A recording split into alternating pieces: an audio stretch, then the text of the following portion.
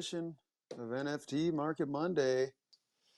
Right on. And I think we'll just jump right into it. You guys from MainnetZ, for sure, feel free to join the conversation as we're discussing the news. And like I said, by the end, we're definitely go deeper into MainnetZ. So I'm gonna pass it over to Flower for a news rundown, and we'll go from there. Grand Rising, citizens. Exciting time in the crypto world, huh? Like the markets have finally started to tank a bit. Yay! It's not just up only for days. As I have predicted, the ETF was not an immediately bullish event. So, the approval of the ETF seems that it was indeed priced in a bit. And what we're seeing now is BTC trying to break below that psychological 40K barrier for the first time in a while now. So yeah, to those of you who thought that ETF is just going to turbo send to new all-time highs, front running the Bitcoin halving, I guess not. We'll just have to wait another half a year or something.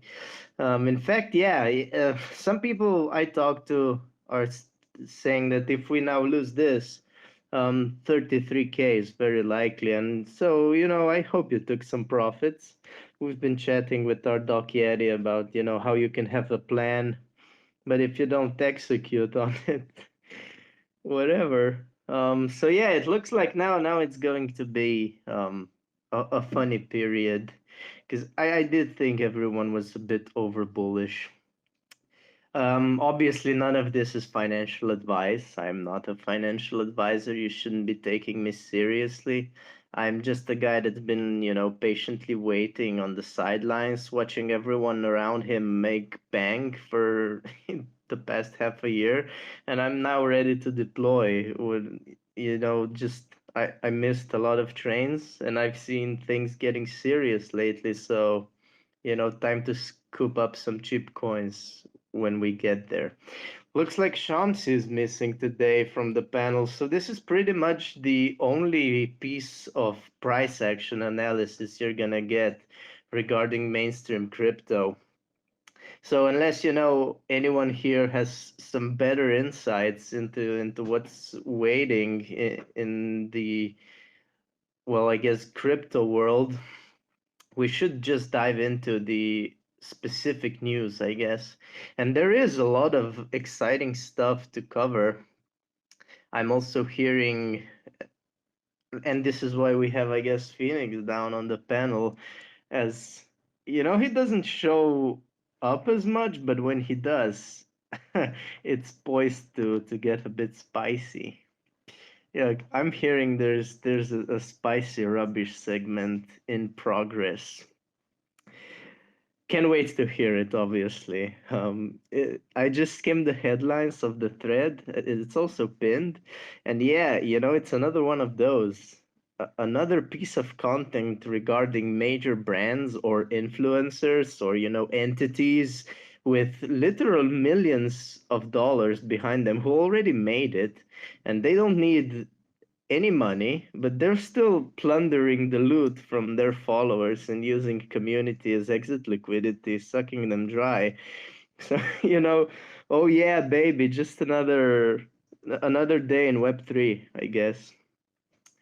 Okay, let's move on to some headline news first. I wanted to touch briefly on the gaming updates. Pixelmon is still building. Their floors are pumping. They're about to reach 2 ETH now, and everyone is starting to take them seriously. Like, I remember a year or two ago, some people wrote them off, or were like, just, yeah, they I guess raised a lot of money, but if the leadership sucks, we can't do anything with it. And it looks like they're gonna fix it. And some of the game previews that we've been seeing lately are really fire. So, and they also have supposedly more games developing inside their ecosystem as well. Then we have Yuga announcing that they will be relaunching Dookie Dash. I think just last week we spoke about them with Hustlepedia, and it's a shame, he said it's a shame that the game, that was actually decent, isn't on their website anymore, or like isn't playable. Well, I guess they listened to his advice, because, putting it back in is like a good strategic move. Then we have Shrapnel running a 3 million prize pool event or tournament or something. That's, one of the biggest in the gaming Web3 space up until the date. So far, I think it's like really a lot of players are excited for that. Then we have another game, Pixels, different name than Pixelmon again. They're a farm game, and they just concluded their leaderboards. They took a snapshot. It was heavily botted, thus they decided to purge some people from the actual leaderboard, and they said they will announce that 7k people out of 100k will qualify for their airdrop, and their TGE is soon. Perhaps it will happen by end of month. Um, Speaking of snapshots and airdrops, Zeta Chain just today announced that they'll be releasing their own. And then we also have the Manta airdrop. They completely botched it. Like, this is probably the first major layer 2 chain where, they have to actually turn comments off under their tweets. It was so bad, like the community was let down.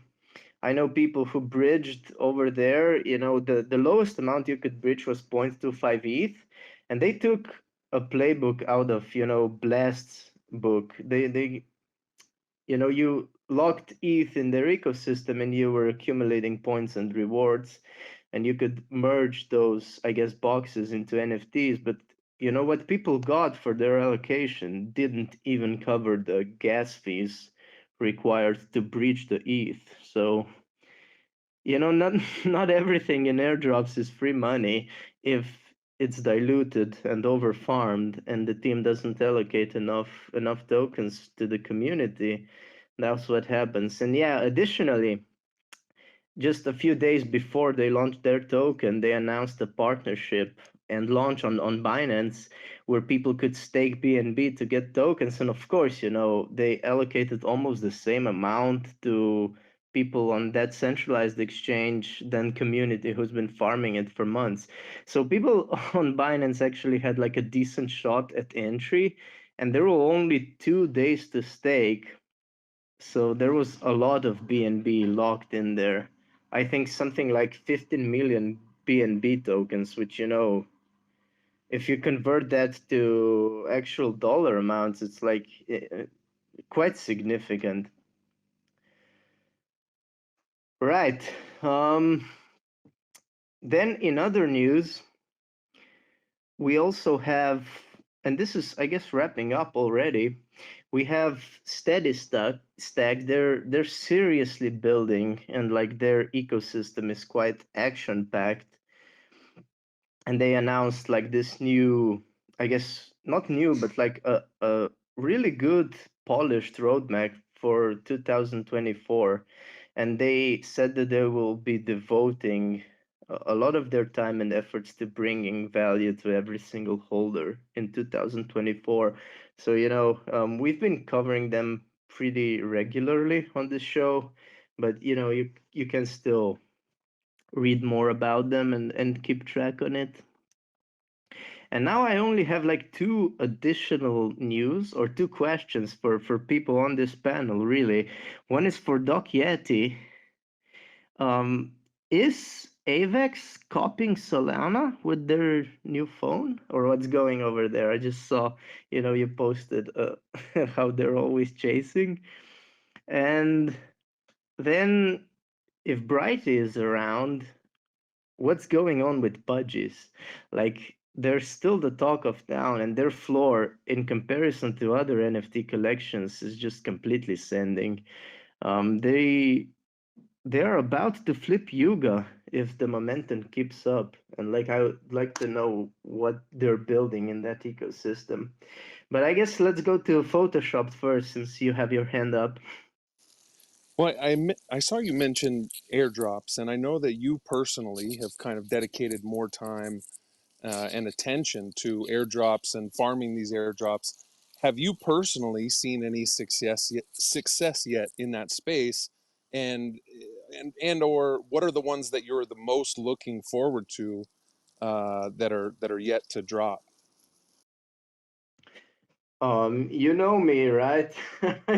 I constantly fail, or I'm late to the party on many of the things I choose to get into. So, yeah, I think I'm like actually down just from gas fees and, trying to get on some stuff. So no, like the direct answer to that would be no. But I am like, it's a long-term game, It's like not for all the degens in crypto, because it's kind of like for delayed gratification.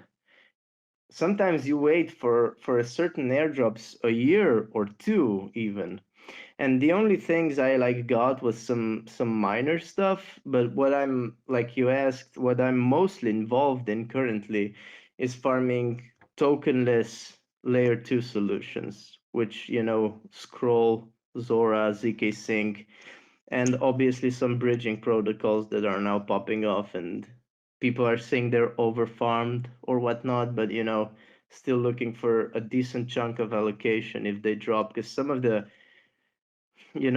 valuations of these projects are quite high. And for example, like Wormhole recently raised, like, I think more than 200 million. And similarly, Layer Zero, they announced that they're looking to release their airdrop in the first half of this year, and their valuation is in the 700 million as well. So some of these are not to be skipped over, if you ask me. Just you want to do some transactions over there and hope you qualify that way. But would you go ahead? Yeah, I would definitely call out the Jupiter Exchange airdrop that's coming. Round one of Jupiter airdrop is they've dubbed January as Jupuary. They have 4 rounds of airdrops coming. The speculation is that they're going to do a 1 round every January. It's one of the leading dexes for Solana. When you've seen all the volume kind of move from Ethereum, a lot of it was going over to Jupiter Swap. They have a bunch of different great products. Their DCA feature is super cool. They actually just added perps as well. So that's a big one. Look for that airdrop to be coming out. If you haven't qualified for it, you can definitely check. I mean, if you've used Jupiter, they did like a 200 Jupe welcome bonus. So even if you like just made any transactions over there, I think you might got that. So we'll definitely double check on that one. Should bring a lot of liquidity into the space. Good call out on Wormhole. They raised 225 million at a 2.5 billion valuation. They're definitely going to be having an airdrop. Would be checking that one out. Dimension, another good one. Dimension airdrop was also given to Pudgy holders and a few other popular NFT collections. The token was trading at $5 OTC, and I think like the average person got at least like 100 DYM tokens for Dimension. So that's another one you can check out. It was EVM compatible for a few different protocols, so you might have qualified even though you don't know about it. So yeah, I just wanted to add a few of those topics for airdrops. Yeah, speaking of airdrops on Solana, I think Tensor is also worth looking into. They've been called the Blur on Solana. So, imagine actually getting into Blur early before they even had their season one. That's another one I would look into if you're trying to get into that niche. Also, another thing on the topic of airdrops, Rabbi Wallet also announced that they took a snapshot this week. So you're probably late for that, but it's a really good wallet. Like Rabbi is a wallet that's trying to compete with MetaMask, and once you download it and just play around with it a bit, you're not gonna go back to MetaMask. Now, this is not a paid shill. Like, we're not sponsored by them, but seriously, like, try it out. It has so many features that what everything that's basically wrong with MetaMask they fixed. They have like alerts when you're interacting with weird contracts. They also like display all the funds you have on all your chains. You don't have to switch chains to know where you have gas. And they also show you, like, you don't have to manually import tokens. They do it for you. It's just a more clean interface. And they also like track if you locked any liquidity into any pools, or if you have any tokens staked. It everything, it shows up nicely. And what's more, you don't have to even like add chains manually. They have a set of chains already imported, and you just cruise along as you interact with many dApps on your daily operations. Doc, yeah, you have a hand up. Yeah, so I love Rabby. The one thing I saw that they announced a snapshot. You talking about that photo picture that they put up, or something else? Yeah, they said smile for the camera and just put Yeah, out this tweet, and people thought it's in relation to the snapshot they'll be of giving. course, but to me as a marketing play, that they haven't actually finished taking a snapshot, that this is an intro to a campaign to onboard more people. That's my guess. So I don't think you're late, and I think you should try Rabby. The only comment I have on it, aside, I mean, I do really enjoy it. Two things about it you have to be aware of. Number one is that it certainly doesn't have the history of MetaMask. So although it's superior, you are buying into it at a time when it hasn't had the same amount of stress testing and security testing. And the other element is that there's still a few sites where I've had some difficulty getting it recognized, Wormhole being one of them, or the portal protocol. So I currently am still utilizing both as extensions, and we'll swap between them occasionally, but certainly we'll be looking at transitioning fully towards Rabby, just for the token recognition and cross-chain token recognition alone. It's far superior. Yeah, a few thoughts on that. Well, the airdrop could also be done in chunks, right? So, they could be multiple snapshots. So you're right. Like, you should, just dive into it for the functionality alone, but also for the airdrop. Yeah, you're probably not too late.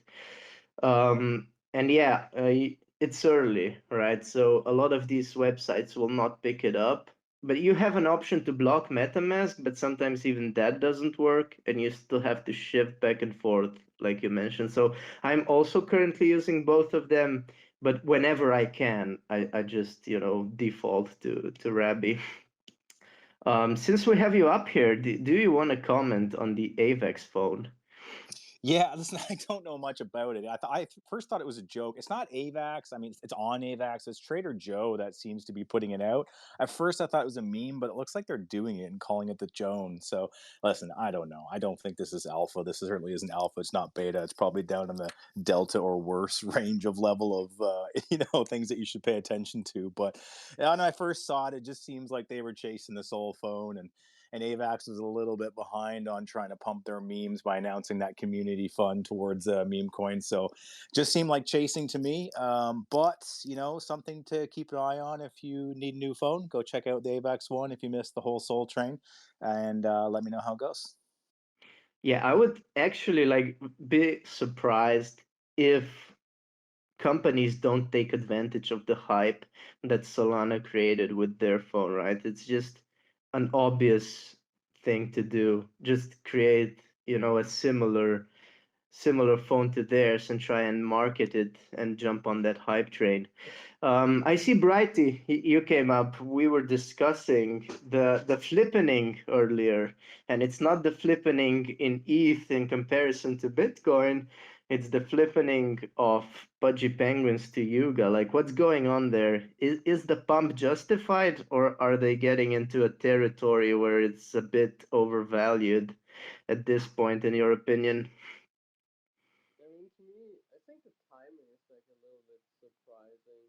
I don't really like know why like all these like repricings happen in these like huge pumps, but I guess it's just like how NFTs work with FOMO, and maybe that's like just like some big people buying. But I Hey, think Brady, we can barely hear you, buddy. You're gonna have to adjust your mic, or I think you're very, wait, very quiet. that's weird. Underwater. Yep, I'm not doing anything different from usually. It's better now. Yeah, There you it go. is. It is actually. Okay, I guess I just like need to move closer, but I actually use the same setup as always. So I was mentioning, I think like it's not so much about the valuation that like surprised me. I think like Penguins needed to like reprice higher for like a long time if you like compare what they did compared to other projects, especially like looking at like more like bull market valuations of these projects. Like we've seen like so many projects in like the 50s range that like had like delivered far less, even though like market timing was obviously different. What really surprised me was like the speed of the pump. Like to me, like pump should be like more gradual and like not these like, oh, we just like don't do anything for like weeks and then we just like reprice by like 2x Hey, and then we Brady, do like nothing. can you hear me? Yes. You're still very quiet, so something's wrong with your mic. Let me just rejoin then, I guess. Hey, while he's rejoining, I know you're talking about Pixelmon earlier, and I'm sure they're building something great, but it would be just a true Web3 fashion for them to re-rug us all. It would be incredible. And I tell you, the day that that happens, if that happens, I'm going to buy whatever ugly NFT or whatever ugly product they provide because we know what's going to happen there. Repump Kevin's later on. discount, right? But the issue over there is that basically the only thing that's intact from last cycle is the treasury. They completely revamped their old product. It's not even pixelated anymore. It's and what's more, their entire team is just different. It's not actually the same guys that raised all that money and that created all the hype. Now these guys who are in charge now actually look like they're gonna start delivering and start actually pushing out some products. I'm super disappointed. I'm not going to lie. I was praying for their demise because I wanted that Kevin to go to 0 and then buy it and put it in my vault so badly. Joe. Well, I'm curious as you talk about price action from Pudgy's. I think Pudgy's has done a few things really, really well as far as putting out their IP, what they've done with their gifts, what they've done obviously with their physical products and going into stores and mainstream. I wonder, I know that originally Yuga and their price was pumping quite a bit based off of everything that they were giving to holders for free, and all of the token drops and the mutant apes and everything to reward holders.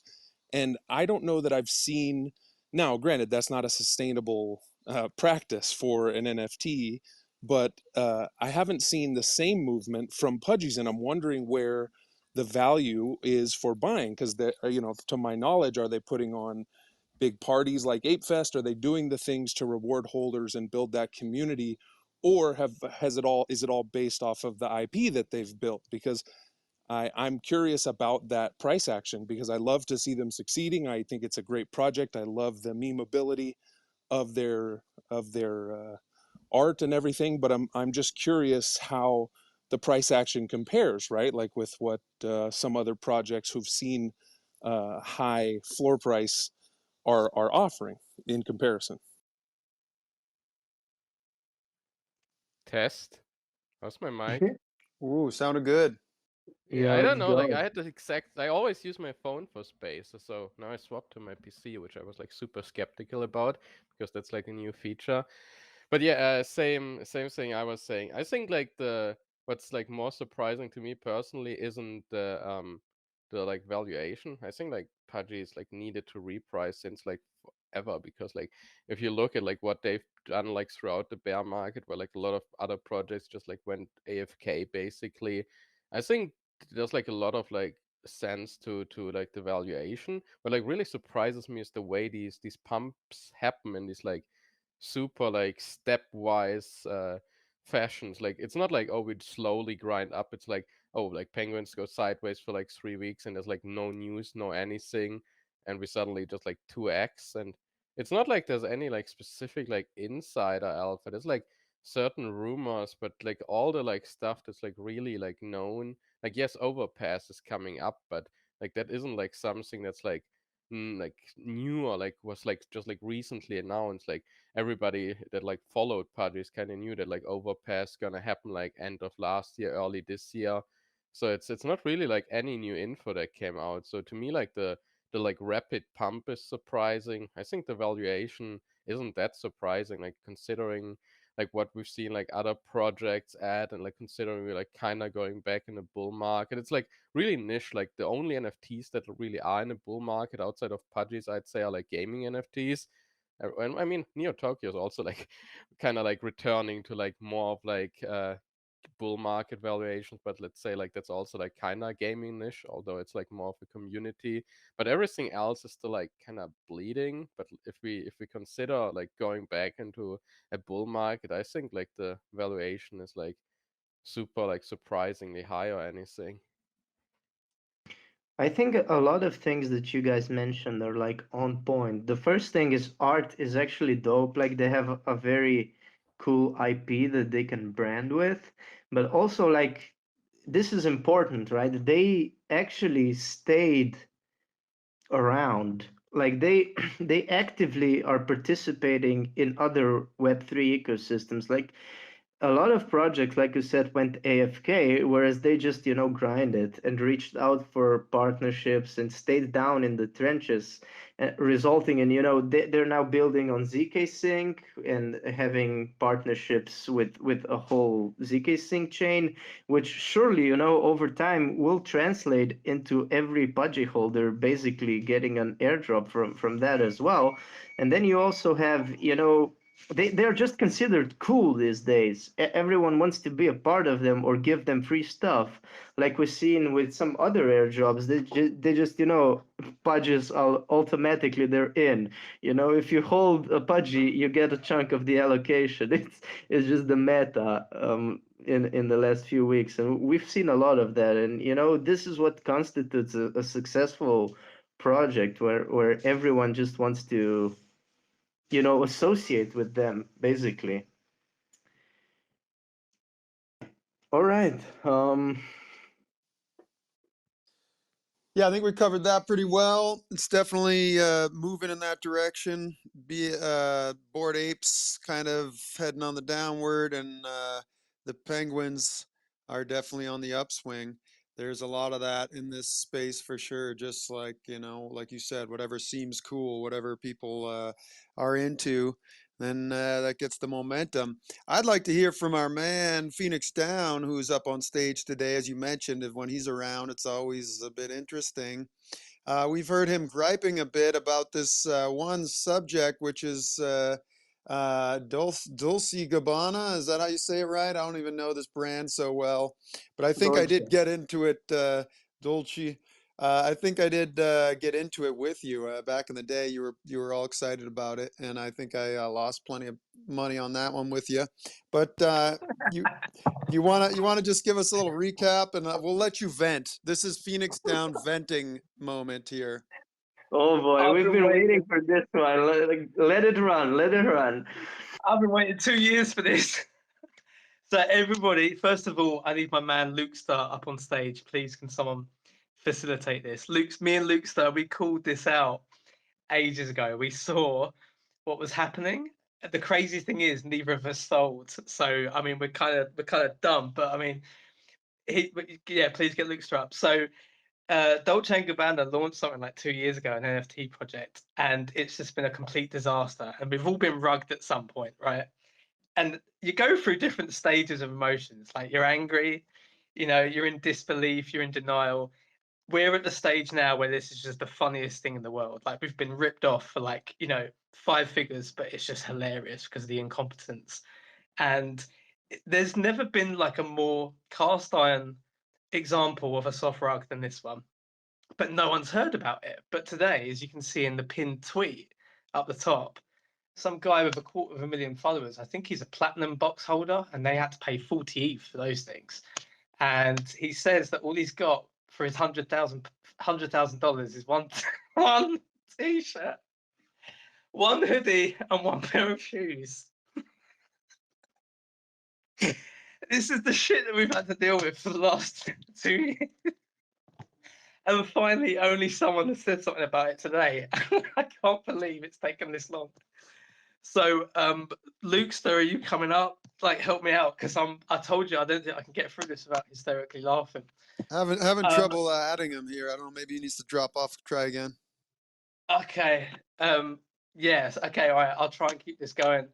If you have any questions, please come in and save me, because Yeah, but I do actually. Like, what's Go the for it. timeline on this? Like, how did it happen? Like, can you break it down a bit more? Like, obviously there's a mint, and obviously if you want to sell for what they raised 17 million, or like how, you know, you obviously have to have some hype behind the name. It's not like just so easy or something. And then, you know, if they just went quiet, then that's a clean rug. But you mentioned it resembles a soft rug, so, you know, they should have even at least typed out some vague roadmap or gave an announcement here and there, like how how exactly did it happen? Like, it's weird. Well, that's a great question, Flower. I ask myself that question quite frequently. How in the hell did this happen?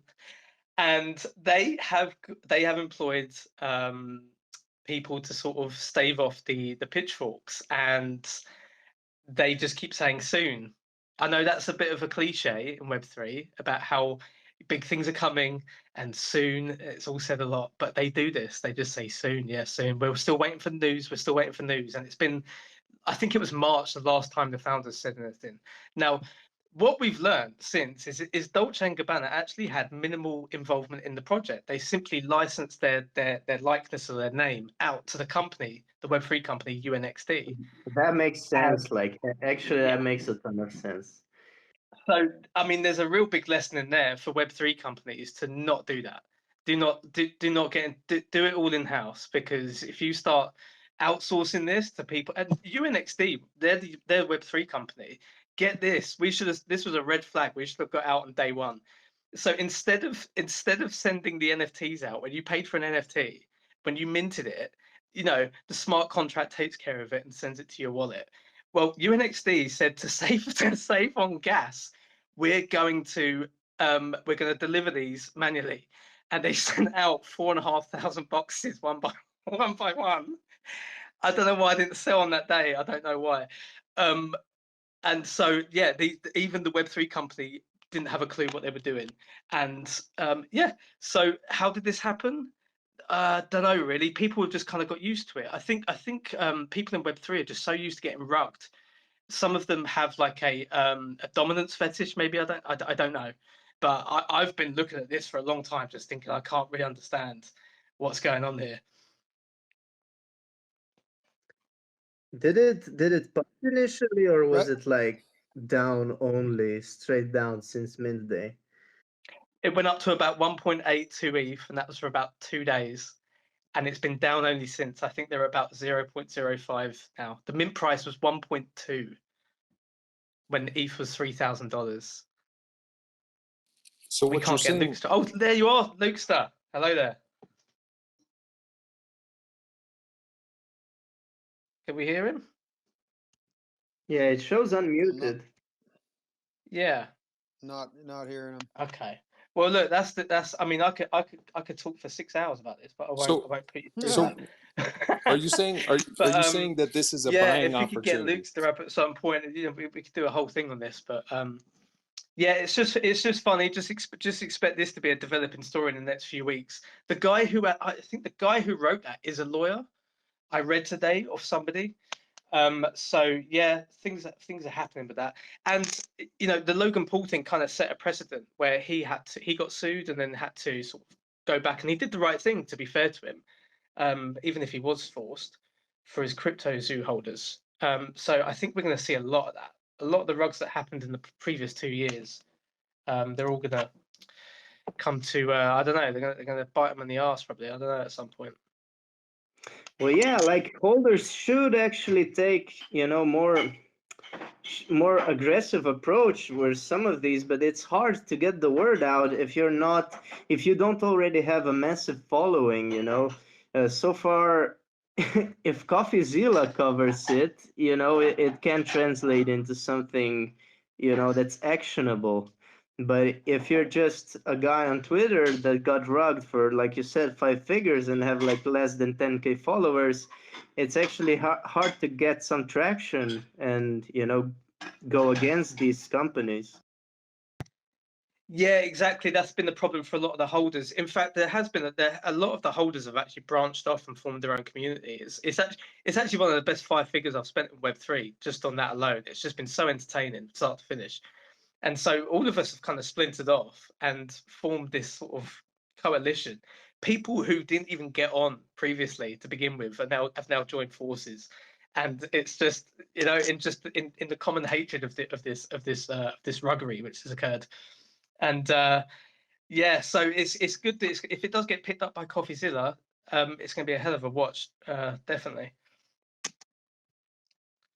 A lot of research has been done as well. Just the last thing on this, because we should move on. But yeah, a lot of research has been done, and yeah, it turns out that UNXD is actually in possession of the funds still. It's actually not DNG. DNG haven't even got access to the wallet, from what I understand. But we'll see. It's a developing story. Back to you in the studio. Damn, man. Well, watch out for the ruggers, because we got some private investigators going full on into, finding out the details of what these people are up to. Good work there, Phoenix. Take them to court, class action. Joe, we got one final comment, and then we'll move on to MainnetZ. Yeah, just to wrap it up, I think what I'm understanding Phoenix saying is that this is a buying opportunity.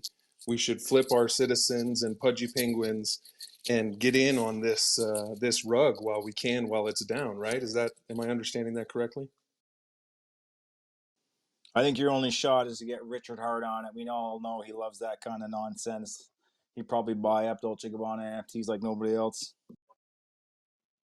If you buy the bottom, the only concern there is no volume. Otherwise, it's all upside potential. So, but I can think of a better ways to park your liquidity in the current market. Speaking of which, we have one of these opportunities up on stage. Yeah, just finishing that up, man. Is that Phoenix? I have like a closet full of broken clocks over here.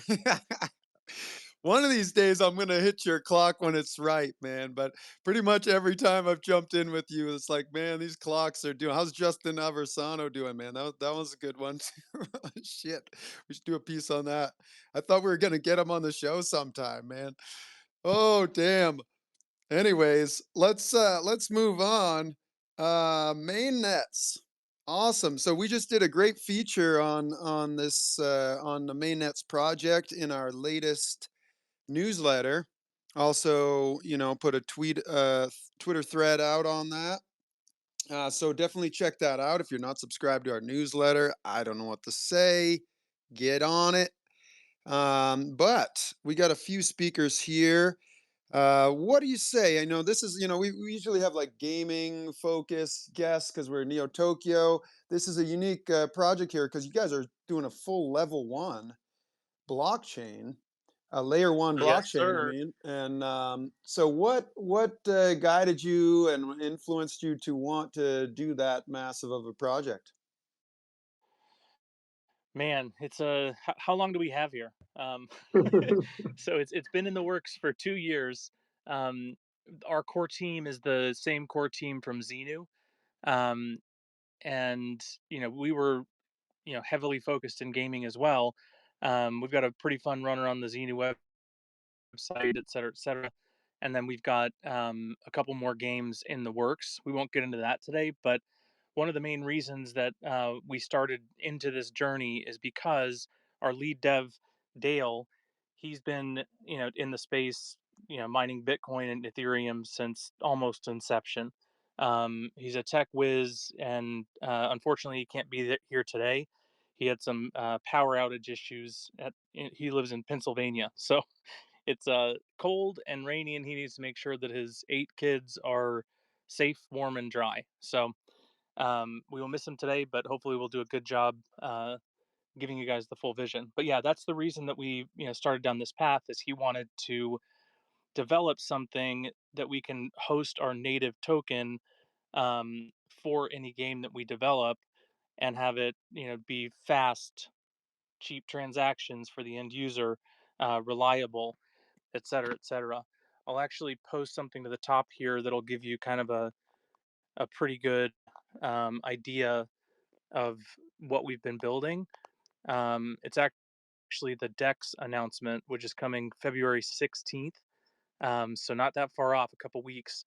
And right now we're uh, testing at about 2,000 transactions per second, um, cheaper than B&B gas, 3-second finality time, and we've got 40% of the transaction fees going back to the contract originator, aka the developers. So we're sorry, we're basically a layer one that's built by developers for developers. So that's kind of the reason that we joined Neo Tokyo. As we talked about in our previous talks, we think it's a perfect product market fit. Gaming devs are always looking for, you know, fast transactions, super cheap transactions, et cetera, et cetera. Dale's developed, probably on 200 projects. Um, and if he would have been developing on something that would give him a percentage of the gas fees, he'd probably be even more well off than he is now.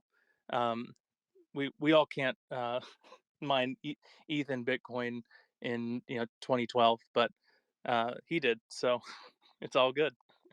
But yeah, that's kind of a good intro into what we're about. And by the way, we're MainnetZ, but it phonetically looks like MainnetZ, but we are MainnetZ, but no biggie. Yeah, I think I had that corrected before, but yeah. So and then what was the thought? So you definitely wanted to create something that would be ideal for building on, ideal for devs, and you checked out all the other blockchains, I assume. And do you feel like MainnetZ stands out from those in particular ways of note? Yeah, I definitely do. So, the main thing is obviously the transaction fees being split up amongst the people that are, building the infrastructure, which is the devs. That's a big one. I kind of liken it to, you know, being in early on any social media platform. The people that are in early and building on MainnetZ are going to get, a lot of rewards as the price, continues to go up. So I think that's a big thing. The other really unique thing for holders is that, um, you know, let's say that you're an Ethereum holder, you'd have to have hundreds of thousands of dollars to become a validator. Um, so it's really kind of a whale's game, right? Well, on MainnetZ, you can actually stake behind any validator with any amount of NetZ, and you can earn passively on the transactions of the blockchain. So as we continue to onboard projects, which we've got, correct me if I'm wrong, Brian and David, but I think that we've got over 200 projects that are lined up already that are either interested or for sure going to launch. Some of them very, very, very big IPs um, that we'll be announcing in the coming weeks, previous to the Dex launch. But yeah, that's kind of what we've got going on. Awesome. And your token there, NetZ, that you had the initial token launch last month. And if people wanted to get a hold of that, that's on some exchanges already. Yep, yeah, we're on 6 exchanges thus far. Let me get Yeah, something that I we're can on put up here. Bitmart, on LBank, on IndoX, on MexC, on xt.com, and on DigiPhoenix are the ones that we're currently on right now.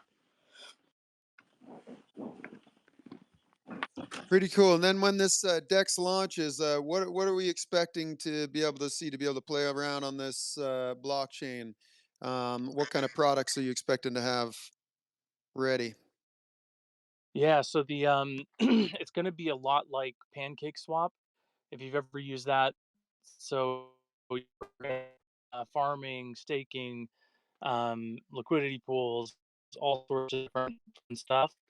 Um, our NFT marketplace is almost ready for launch. We haven't set a date for that yet, but we'll have a native marketplace for MainnetZ.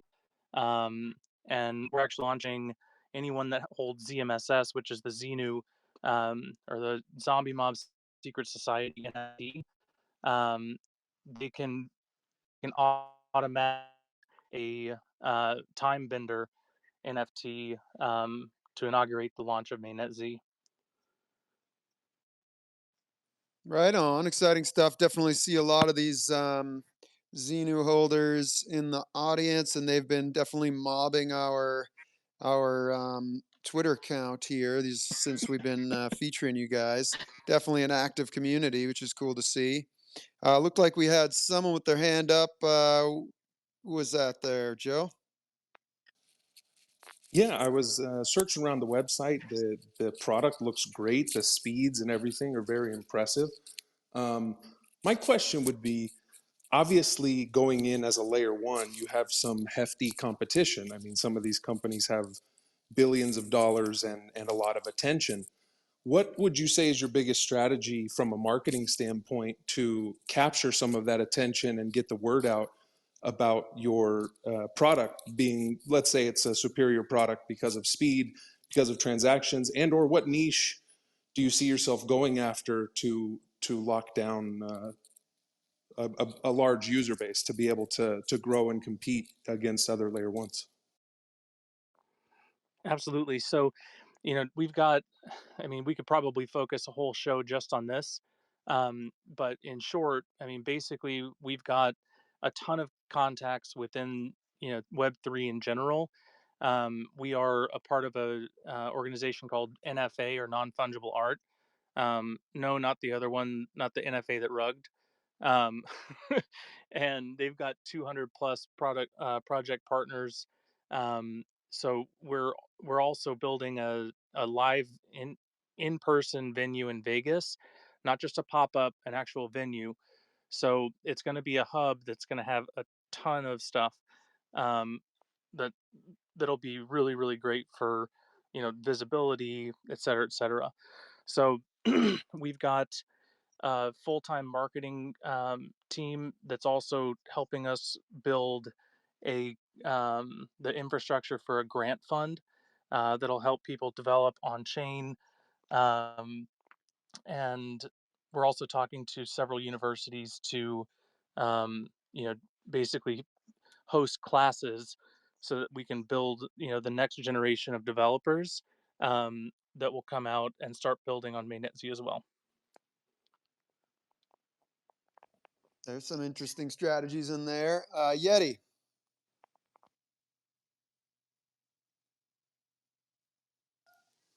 Oh, you guys, can you hear me? I'm not sure if you can, but thanks for. Hello? You're good. I can hear you. All right, sorry about that. Yeah, listen, thanks for that answer. And I think this is probably something I should know, but I don't.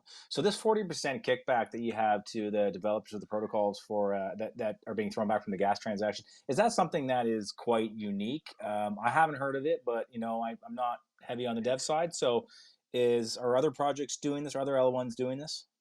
As far as I know, and I've done a lot of searching, we are the first ones to do it. Okay. Yeah. So I mean, the EVM compatible L1 seems to be quite a crowded space, but this definitely seems to be something that is differentiating you a little bit. So that's certainly pretty interesting. Thanks. Yeah, Absolutely. yeah. So just kind of to elaborate on that, right? So really, so the purpose behind us being able to incentivize developers is that if you look at a lot of the current blockchains right now, you'll get a developer that'll just, make something and then pop smoke, leave, never come again to that project. And so this way, our strategic vision is that we provide these incentives for that way the developers to want to continue to develop for that project or to continue to develop for that chain. So that way that they can help grow. Good stuff. Did Z, do you have something to add there? Hey, yeah, so I wanted to just also add on to that real quick. So there's a lot of different areas of how we're actually going to be competitive with the other chains too. You got to think about too, Ethereum coming out and all the other bigger chains with the gas fees. They're going to be looking for alternatives. We've been through the bull market, the bear market. We've been developing and building throughout this whole time, so we kind of know the ins and outs. Amongst that, the further breakdown of the whole transaction scheme is 40% for developers, 45% going to stakers, and then 5% going to validators as well. So we're kind of bridging the gap between catering to developers and catering to the holders and to everyday traders, and we're making it a happy medium to where we are kind of like the all-in-one incorporated blockchain that's going to benefit every single person, no matter what you're actually looking to do. If you want to do day trading, that's going to be a good choice. If you want to do long-term investing, that's a good choice. Find a validator node. And then for developers, like David was saying too, it's incentivizing people, because there is a big issue in the space where people get bored. They see volume, it's going up and down in volume, or the volume is going, stagnant, but the price is really kind of remaining the same. This will also give them incentive to continue to work, even though the market cap might not be rising, because they'll be getting bonuses basically from the gas fees from their volume, just by hanging around and sticking around and helping the space. Yeah, and you guys may have answered this. I see you're currently listed on four central exchanges. You got one more coming up in February. So what's the timeline on the staking options? So those are actually live right now. The chain is live. If you go to our website, MainnetZ.io, you can go scroll all the way down to the bottom and see the block explorer, so you can see the transactions happening. And then you can also go to staking.MainnetZ.io. So if you buy NetZ on, let's say, LBank, you can transfer that to your MetaMask wallet. Go to staking.MainnetZ.io. You'll see all of the validators there, and you can click on any validator that you see, and then you can stake behind that validator. No lockup period. You can stake and unstake 10 times a day if you want right now. Yeah, thanks. I see it all. I really appreciate that. Thank you. Yeah, of course. Flower. Right. I have two questions, I guess. The first one is like one of the challenges, that layer one chains face is the blockchain trilemma, right? So you said your chain is one of the Well, we don't fastest. think we have too many other questions posted up here. Hopefully I'm not speaking over anyone right now. The other thing I was wondering, you guys recently joined Neo Tokyo, correct? Yes, we did. We and actually Yeti was speaking. I think that it was you, Yeti. Was it? Oh, sorry. I must not be able to hear someone. I'll just keep quiet. Oh, no worries. Yeah, there is sometimes an overlap, especially if you join back, which Yeti did, right? So going back, I was mentioning that one of the challenges that layer one chains face is the blockchain trilemma, and you mentioned for your specific change that it's fast and it's cheap. So I heard you mention 3 seconds finality time, and your fees are what, in the fraction of a cent? Like, but how do you achieve that and still keep the other parameters, I guess, balanced? How do you keep it secure and decentralized? And then another question I had, I heard you say in the beginning when we were starting off that one of your developers has 8 kids, or how do you handle that and still build a layer one chain? That's like, wow, that's a feature in itself. Yeah. So I'll actually let Brian take the the, I'll let Brian take the first one, but yeah, Dale is an absolute beast. He's the type of individual where you're like, hey, could we do this? And it could be something super super complicated, and he's like, oh gosh, that would take so long, Ducky. By the way, this is Ducky speaking on the MainnetZ account. Um, so he'll kind of bitch and moan about it, and then an hour later he's like, okay, it's done. It's like, what? You did the whole thing in that hour? He's a beast, and yeah, he's got 8 kids, and yeah, family man. All he does is family and crypto. That's his life. He loves it, and we love That's him for it. such a wholesome combination, though. I love it. Oh, totally, totally. I mean, it can only be like that for him. If he had, if he had a a social life and wanted to go out and do things, he would be. We wouldn't be in the spot that we're at without him and his chosen lifestyle. So we're very very grateful for him. Right on. I think you said Brian was going to answer the trilemma question there. Yeah, I'm sorry. Can you repeat the question for me? Yeah, so your chain has 3 seconds finality time and fees that are incredibly low in comparison to some others. Like how do you achieve that kind of level of functionality without the other two parameters, I guess, suffering too much, being the security and decentralization of your chain? So we've done a lot of testing to make sure that it's sustainable. We've done a lot of like dust scripts to kind of keep things going and doing some stress testing on that front. On the other aspect of things, Dale, our lead dev, had come up with the idea of the different finality time and just how quick he wanted things to do, which is more doable with the DPoS platform instead of like proof of work and whatnot, where you have to actually have miners. So that kind of is an easy give right there. And again, yeah, we've just been doing a lot of stress testing. We've have server upgrades. We've taken the necessary precautions along with doing an audit from one of the top auditing companies out there, Hacken. So we've been working really closely with them to make sure that everything we're doing isn't negatively impacting security or performance. And we've been taking the necessary precautions doing it that way. Awesome, right on. And yeah, we had a little overlaps there. It happens with the X spaces all the time. But you did just recently join Neo Tokyo. Any thoughts on your reasoning to do so, and how the experience has been for being a project that's working on this level of development and networking and whatnot? How's this been for you jumping into Citadel so far?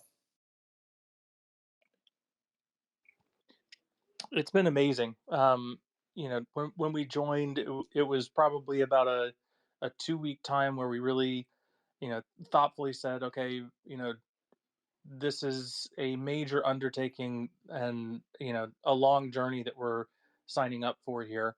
Which organizations are going to provide us the contacts, the support, the kind of 360 of what we need to get to that level that we know that we want to go, right? And we've just seen all of the moves that Neo Tokyo has been making, specifically in gaming, and we saw it as an incredible opportunity not only for ourselves but also for anyone in the Neo Tokyo community to have an opportunity to build on a layer one that was specifically for um, you know it was built and designed based off of the product needs of crypto gaming. So it's been amazing. We've received a super super warm welcome, and everyone's just been tremendously helpful. So it's been one of the best decisions we've made thus far. Awesome. Well, yeah, we're definitely been enjoying working with you, the conversations we've had, giving you some coverage and, getting to interact, like I said, with this mob of your community.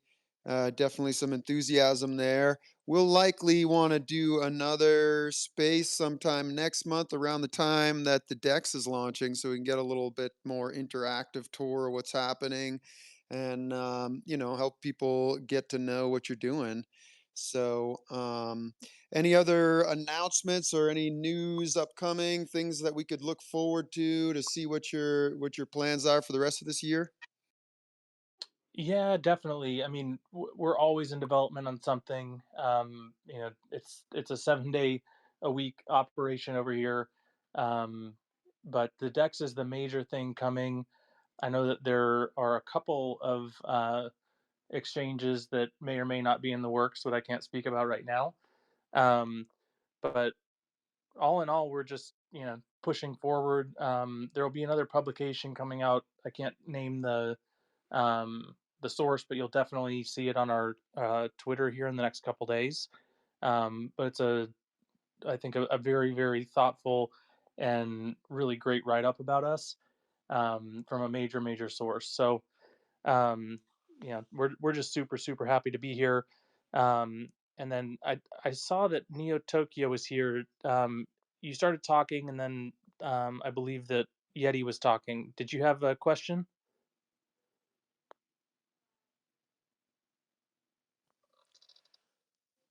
Yeah, I'm not sure if that was Neo Tokyo. Might have been just Flower before. Oh, okay. They're backing us up, supporting the space as usual. Love it. As we are the official X space for Neo Tokyo Weekly Market Monday. One of these days, we might even get a blessing from our angelic overlord, because we're the official weekly X space. Look out, man. Anyways, yeah, so you got another publication putting something out. It's definitely not going to be as amazing as what we wrote and getting Definitely not. coverage from Neo Tokyo, but hey, it's always good to get second best. And right on. We will be staying in touch with you guys. Like we said, we'll have you back again soon to get some more updates. And look forward to seeing how this evolves. Anybody else on the panel got any last final questions? Looks like we are good for now. So we do have this giveaway to come back to. $100 worth of nets. Now nets went berserk. MainnetZ, sorry. All MainnetZ good. went berserk. You guys had that initial launch, and I think it pumped about 1,500%. So lucky for those who jumped in on that. So if of course, what is it, 20 million market cap right now? If you guys are really able to fulfill all that your goals and get this thing really rocking, this could be a nice little gift for those who win this here. So let's look at it. Phoenix, why don't you take it away with our winners? Phoenix down. Are you with us? I don't know, man. Maybe his 8 kids got him. So I think I'll just read off the winner. Am I not hearing him? You guys, let me know. No, he's muted. He's muted. Okay. You never know with these spaces and all these rugs going on. So let's look at it. So we got AJ Looney _06. That is one winner. Kurt 4495877 Lee. What the hell's up, man? You guys need better tags here or whatever. For real. This is you make me say all these numbers. Anyways, we got this one's a good one. PP 6009. Great winner. All right, you got $100 of MainnetZ. We got 2 more. Texas Prime 2024. And the final winner is Heather 2945092. All right, so we'll be in touch, and we're going to have to, if you can contact us and submit your wallet or even put it here at the bottom of the space, that's even easier. And we'll get this sent over to you. And that's about what we have for you today. Let's see. Anybody else got any announcements or anything else that you wanted to touch on? Raise your hand quick.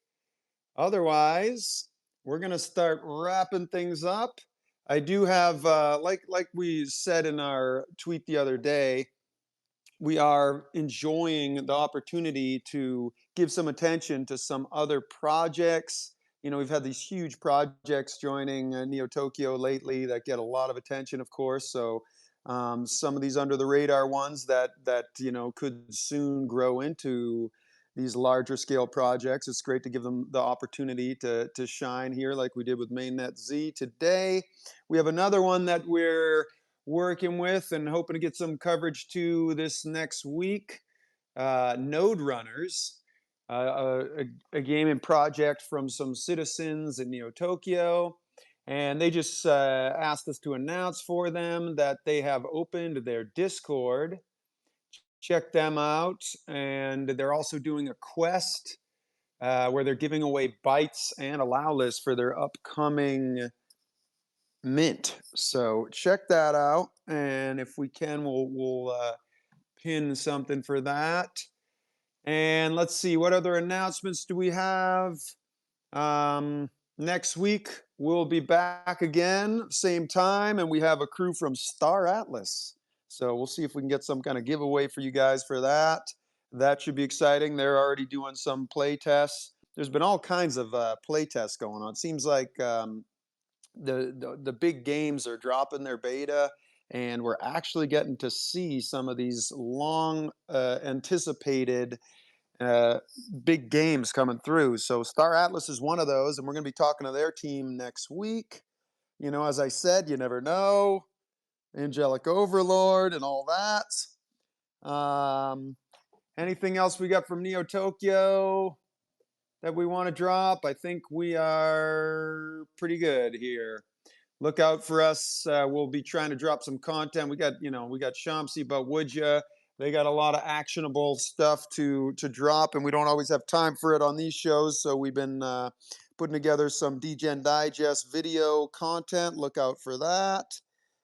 We will likely be collabing with this team that's been focusing on mental health issues and wellness, doing these weekly spaces, and we're wanting to collaborate with that because, as is noted, it's something that is forgotten about often. You know, it's not until the bull run is pumping, and then all of a sudden, all these teams apparently care about mental health. But we're sticking with that and doing weekly spaces with Joe Photoshopped and Web3MD, a few of us. So look out for that on Wednesdays. We'll probably collab with the team there, and I think that's all we got for you for this week. So I'm going to hand it over to Bud Woodya if you're available for a little send-off. Oh yeah, fam. You know, NFT Market Monday brought to you by Neo Tokyo, always dropping the newest news. MainnetZ, if you didn't know, now you know. Average transaction fee 0.0001. We got a 40% transaction fees going back to the developers. If you don't know about MainnetZ, now you know. NetZ, go check it out. We appreciate you, fam, for coming into night for NFT Market Monday, and we'll catch you next week with the hottest topics. Until then, peace out.